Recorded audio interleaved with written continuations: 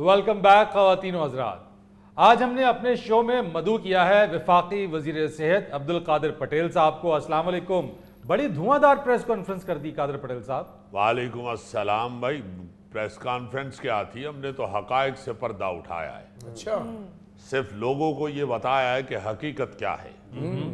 आप ये देखें फरीद के ये जो नियाजी साहब हैं, इन्होंने जो शोर मचाए रखा और इतने महीने टांग के ऊपर प्लस्तर चढ़ा के फिरते रहे। जी जी।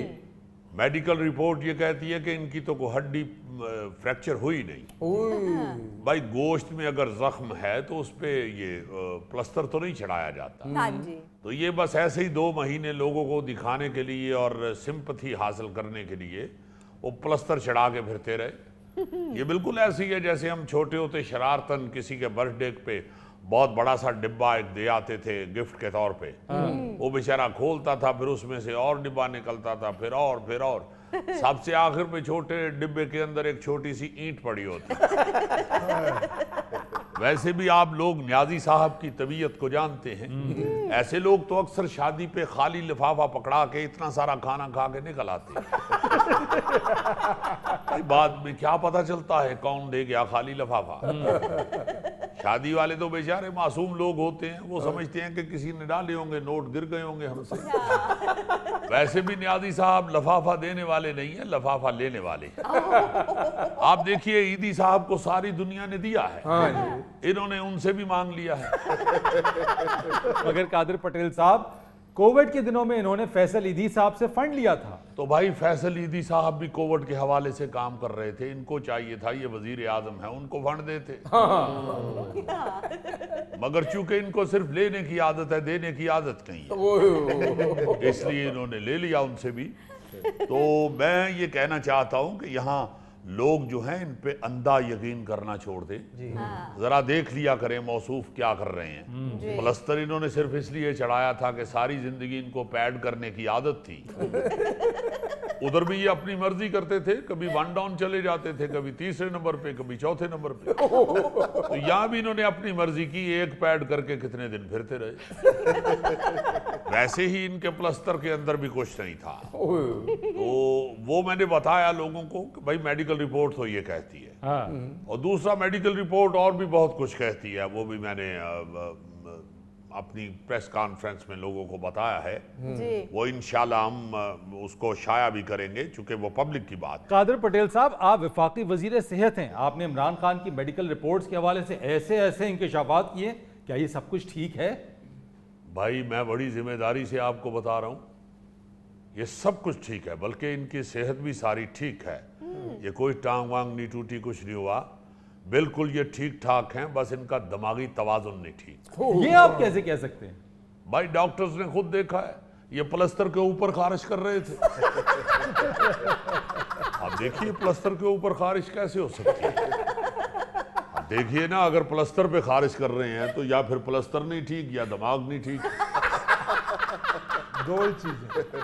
मैं तो मुतल्लका अथॉरिटीज से कहूंगा कि ये गलत प्रैक्टिसेस की वजह से ये जिन्होंने प्लस्तर चढ़ाया इनका, उनके खिलाफ कार्रवाई की जाए। अच्छा जी हाँ, बिल्कुल इन्वेस्टिगेशन होनी चाहिए कि एक आदमी का फ्रैक्चर हुआ ही नहीं है, आपने क्यों उस पर प्लस्तर चढ़ा दिया भाई।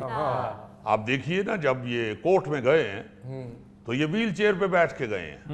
वहां जब इनको गिरफ्तार किया गया तो ये अपनी टांगों पे चल के तो गाड़ी में बैठे।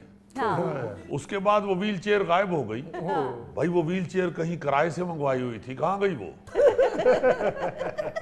अब ये देखिए कि ये बातें क्या करता है और इसकी मेडिकल रिपोर्ट से क्या निकल रहा है।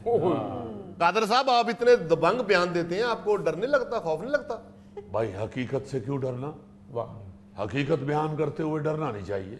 वाह। हाँ, किसी वक्त डर लगता है, जैसे अभी मैं स्टूडियो में आया था तो आपको एकदम देख के डर गया था। वो कादर साहब, असल में यहाँ सेबज़दा घर है। मैं आसेब से नहीं डरता, मैं आपकी पर्सनैलिटी से डर गया था। माशाल्लाह जैसा आपने पेंट कोट और फेल्ट पहना हुआ है, मैंने समझा शायद ओबामा का कोई रिलेटिव आ गया। पटेल साहब, जिस दलेरी से आप बयान देते हैं, अगर आपको सिंध का वजीर आला बना दिया जाए तो कैसा महसूस करेंगे? अगर आपको इंसान का शनाख्ती कार्ड बनवा दिया जाए तो आप कैसा महसूस करेंगे? ये भुट्टो भुट्टो। ये बात है। कादिर पटेल साहब छोड़े इन बातों को, अद्वियात इतनी महंगी हो गई हैं, कुछ तो इसका तदारुक करे। 20% तक इजाफे की मंजूरी दे दी आपने। हाँ जी हाँ, इस हवाले से हम सोच रहे हैं और हम बड़े परेशान हैं खुद इस महंगाई के हाथों।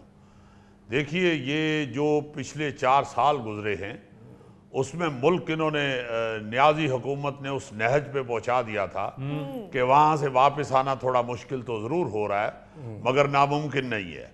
इंशाल्लाह और कुछ वक्त लगेगा, हम अपनी आवाम को, अपने लोगों को सहूलत जरूर मुयसर करेंगे। जी कादर साहब, छोटी सी छोटी गोली भी इतनी महंगी होगी तो हम तो खरीद ही नहीं सकते। आपकी तो छोटी से छोटी गोली भी बिलियर्ड के गेंद जितनी होगी। आप गोली क्यों खा रहे हैं? आप एक दफा तोप का गोला खाएं, ठीक हो जाएंगे। ये जो आपने मेडिसिन के हवाले से बताया है, महंगाई के हवाले से, जी ये वाकई बहुत परेशान कुन है हाँ, और इसको फौरी तौर पे देखना है हमने और देख रहे हैं। इंशाल्लाह कुछ ना कुछ इसका हल निकलेगा। इंसुलिन महंगी हो गई, दिल की दवा, अद्वियात महंगी हो गई। देखें फरीद साहब, जो केमिकल्स बाहर से आते हैं अद्वियात बनाने के लिए, वो जाहिर है बाहर से आते हैं जब तो डॉलर का रेट इस वक्त आसमानों को छू रहा है, तो इसलिए कुछ मुश्किल पेश आ रही है, मगर इसका कुछ ना कुछ तो हल होना चाहिए। महंगाई से मैं तो बहुत परेशान हूँ। आप क्यों परेशान हैं? प्रोग्राम में तो ये लोग बताते हैं कि आप लंगर से खाते हैं। मैंने आपको अर्ज किया ना फरीद साहब, चूंकि डॉलर बहुत ऊंचा चला गया है, हाँ, इसलिए जो इंपोर्टेड चीजें हैं उनकी कीमतों की वजह से हर चीज में महंगाई हो गई है, रेट बढ़ गए हैं। इंशाल्लाह हम डॉलर नीचे लाने की भी कोशिश कर रहे हैं। पटेल साहब, आपकी हुकूमत में डॉलर रिकॉर्ड सतह पर ऊपर गया है, कैसे नीचे लेकर आएंगे इसे? इंशाल्लाह नीचे आएगा डॉलर। इन्हें फिर उत्ते चले जाना सर जी, डॉलर नू थल्ले लिया के ते उत्ते गोगा बहा दिओ।